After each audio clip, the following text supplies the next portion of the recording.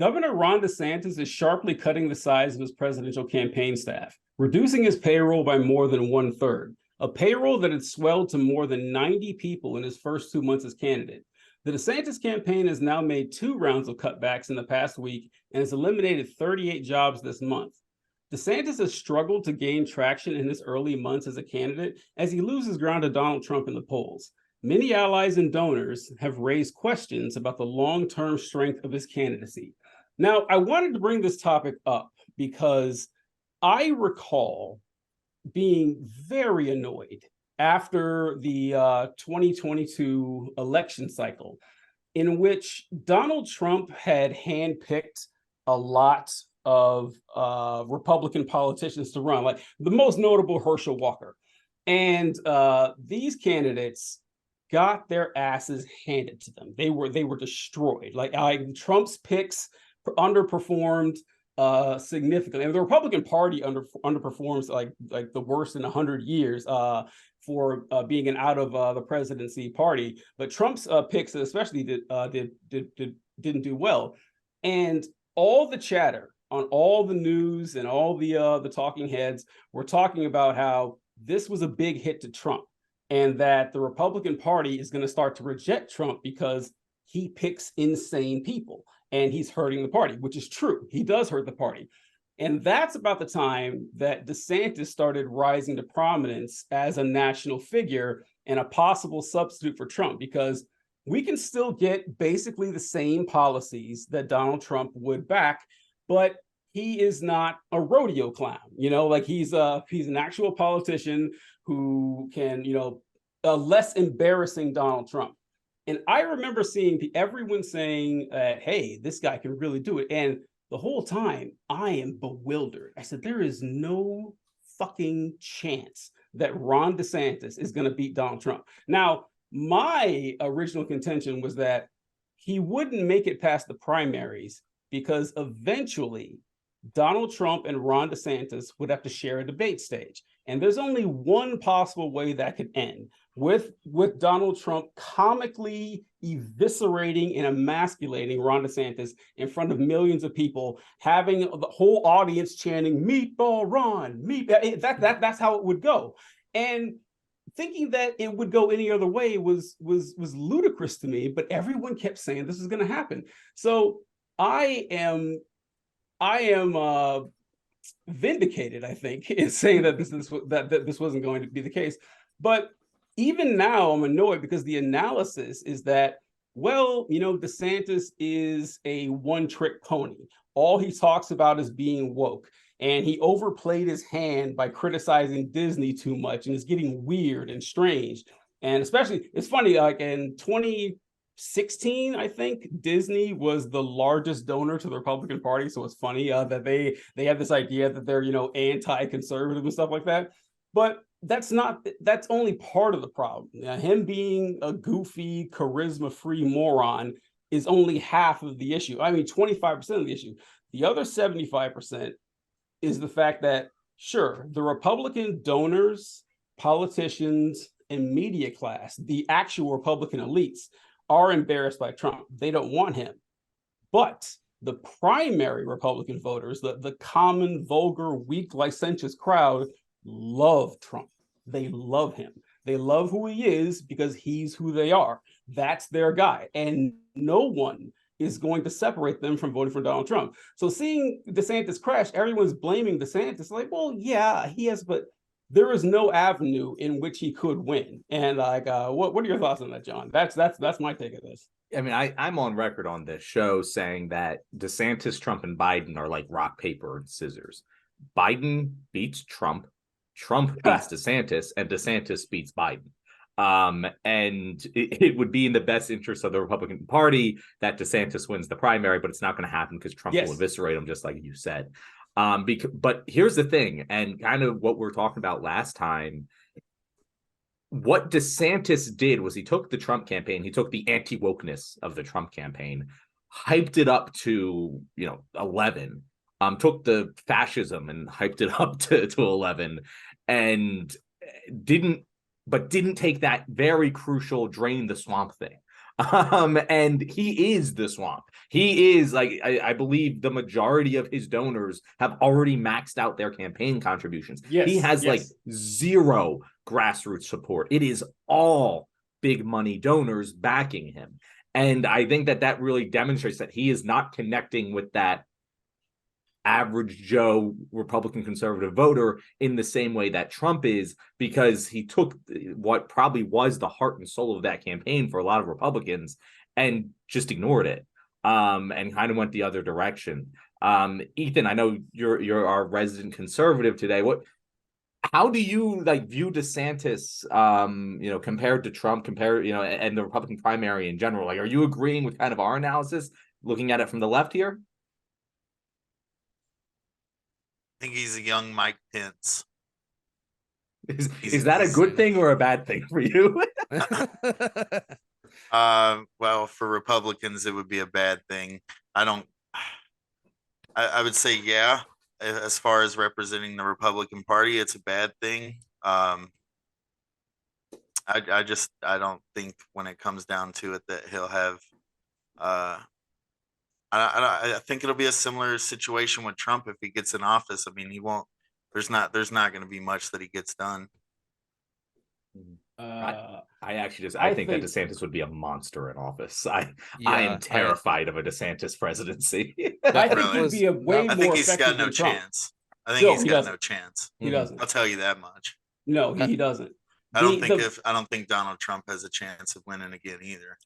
See, that's the conundrum. So the Republican donor class, they're correct in the fact that Trump is a liability as a candidate. They know this, which is why they want to back DeSantis. Like, DeSantis has a better shot than Trump, but they have to get through the primaries. And I don't think there is anything on God's green earth DeSantis could do to beat Donald Trump. It's not going to happen. Like, the Republican Party loves him, like the actual voters, like the base, not the intelligentsia, not the Heritage Foundation, not like the actual politicians in office. They despise this guy. And you can tell, like, they actually said it until he was elected. And then after January 6th, they all shit on him until it turned out the voters still backed him. Now they're cool with him again. So they hate Trump, but the jug hooting morons that support Trump are going to keep supporting Trump no matter what. And I just don't think DeSantis has a shot. I was bewildered why he was running in the first place, because he's like in his early or mid 40s or something. It's like, you could just wait. But I figured out Florida has a 2-term limit for governors. So his term is going to expire in 2 years and he'll be out of the news cycle. So this is a strike while the iron's hot type of thing. Mm-hmm. But I mean, like, I just don't think there's any way he was going to beat Trump, and blaming him is easy, but the voters are the reason for this. They were never going to. Why would you pick someone who was like a less charismatic, less funny Trump when Donald Trump is actually running? I don't see the point. Yeah, totally. Yep. And I mean, I ever since the 2016 election, I make no firm statements, especially this early on in the cycle. I mean, the primaries haven't even fully kicked off yet. We haven't seen any debates. There hasn't been anything concrete as of yet. All the polling is indicating that you were right, TJ, that Donald Trump has a commanding lead, 50, 60, sometimes 70% of polling when it comes to potential Republican primary voters. And my stance on DeSantis as a politician is, like John said, he's a fucking monster. If he got into office, it would be one of the death nails of this country.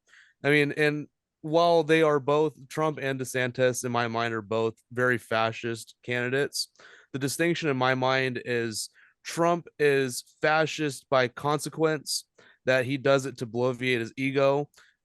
DeSantis is ideologically fascist. If DeSantis could have it his way, he would shoot trans people in the back of the head in the street. And that's not exaggerating. Like, there's stories that came out with his work on Guantanamo Bay about how he's an actual psychotic sadist. He gets off on pain and punishing people like this. He's a demon incarnate, if you will. DeSantis is a scary potential candidate for the Republican Party, regardless of his potential aspects. And I'm sure you guys might have seen it.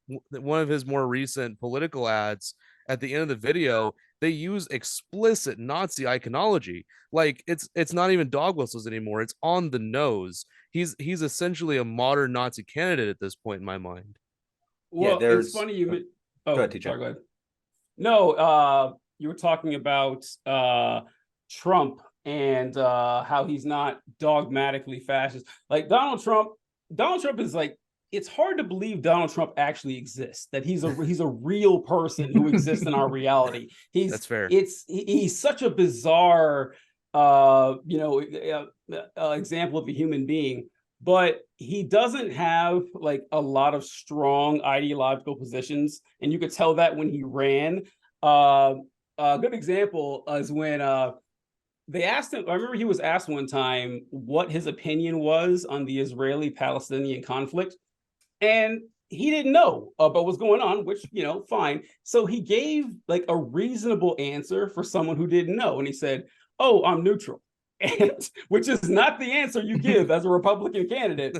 And so there was a huge like backlash. And the next day he came and says, "I fully support Israel. The Palestinians are terrible. Like they're awful human beings to like every last one of them." And he switched. And another example was with abortion.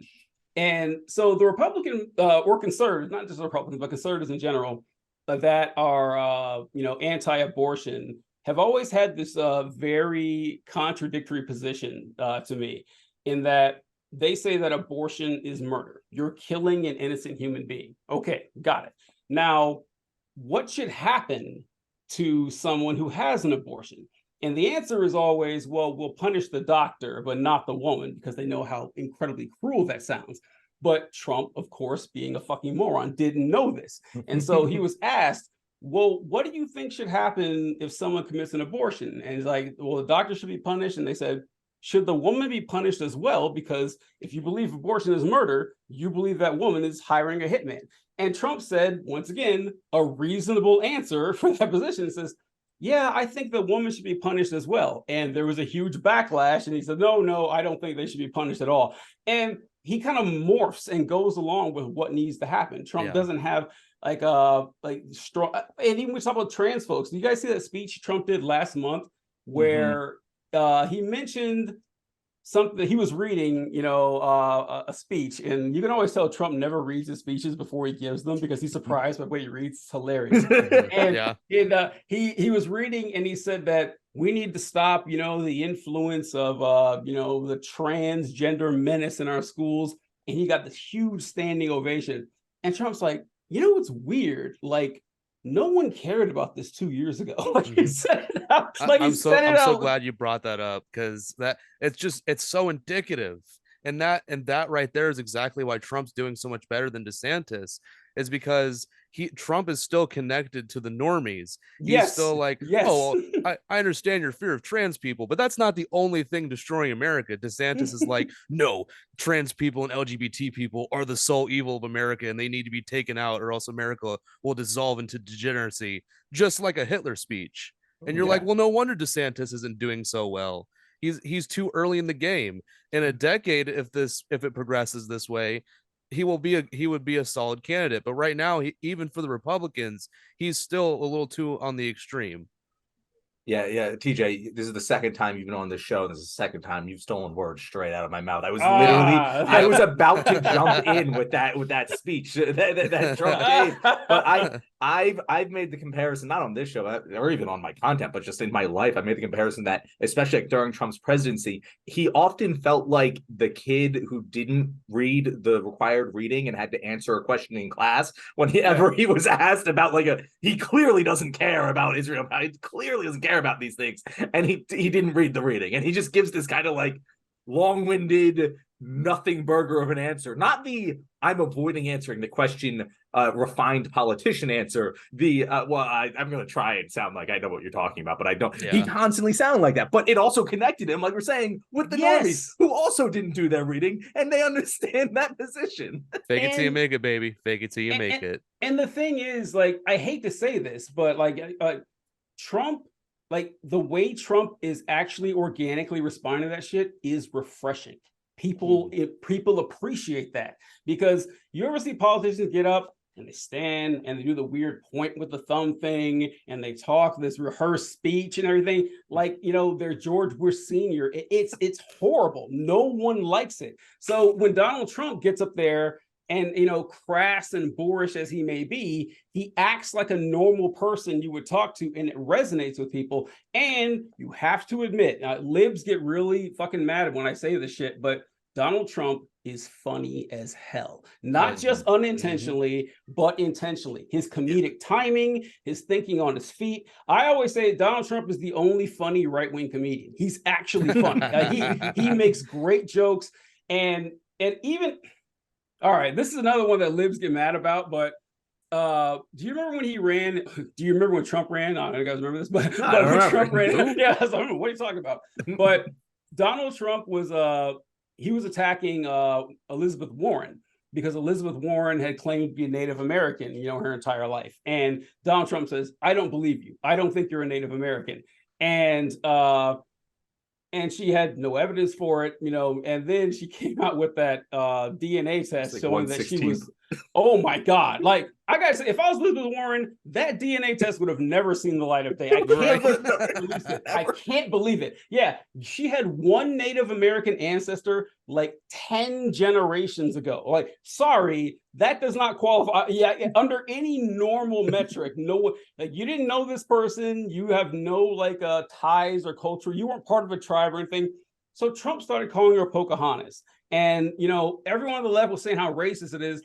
It's not. It's funny. It's something I would do. If you started calling yourself a Native American and you weren't, calling you Pocahontas is funny. It is. Like if she was Native American, I would agree it would be racist. If she was Native American, he's making fun of the fact that she's not, exactly. which is funny. Yeah. Exactly. Yeah. It's like, libs can get salty all they want to. You cannot deny Donald Trump's ability to command an audience. That is one of the sole reasons he won in 2016, was his ability to command an audience. I mean, just look at this here. We started this topic is supposed to be about Ron DeSantis, and we spent the last 5 minutes talking about Donald Trump. That's all that needs to be said. True. And to like go back to the comparison, I said before on the show, John Mulaney has that excellent bit where he was like, Donald Trump is like a horse being loose in a hospital. Like, I don't know what he's going to do next, but I gotta get updates on, where's the horse now? Yeah. And meanwhile, DeSantis is like Hitler being in the hospital. That's my comparison. But I do think, like, to wrap this up with the discussion on DeSantis, like, I think that I can't believe I'm saying this. Like you said, Rory, we can never know what's going to happen at this point in the campaign. Like anyone who's saying they know what's going to happen is an idiot who's just like speaking out of their ass, because we have no idea. But I'm sitting here right now going, like, I do think that Trump is going to win the primary, and I also do think that Trump is going to be convicted in May or March. And so technically, my current position is that the most likely thing is that Trump will be running for president out of a goddamn jail cell. Like, and that's insane. Yeah. Like, I genuinely think that, like, if you were to like cast all the stones, that would be the biggest one right now. Trump will win the primary. I know, sure, he could be struck by lightning. There's no chance Trump's losing. Him getting convicted will increase the chances of him winning the primary. Guarantee. Like, it will. Now, I don't know if he'll go to jail. That part I'm not convinced about. Maybe. But I have a hard time imagining that. But he will win the primary, and I think that's a pretty safe bet. Ethan, if you're voting, are you a registered Republican? No. Oh, you're not. You're No. Independent. Yeah. All right.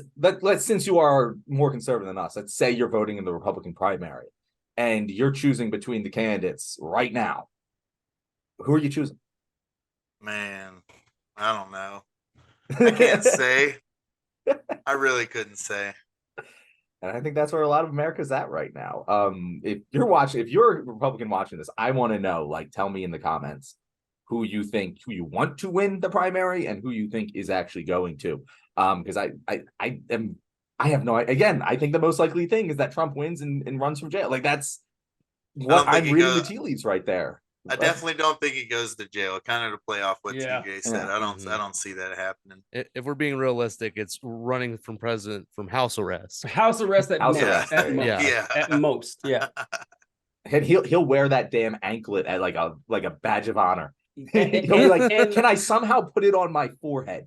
Just so it's visible during the debates. I mean, Nobody's ever worn an ankle bracelet better than me. Nobody's ever done better. He's already definitely going to win this thing, but I can't imagine anything that will galvanize the Republican base more than Donald Trump actually being convicted. Like that will, I mean, if they weren't already sealed, which they are, that's just like, no one's gonna be like, oh my God, he was convicted. I got to support Vivek Ramaswamy now. It's not going to happen. So yeah, it's just, yeah. Vivek Ramaswamy is the Jeb Bush of this political cycle. He's going to be in the lead for like a week. And everyone's going to talk about it. It's just going to go away. Please clap. Please clap.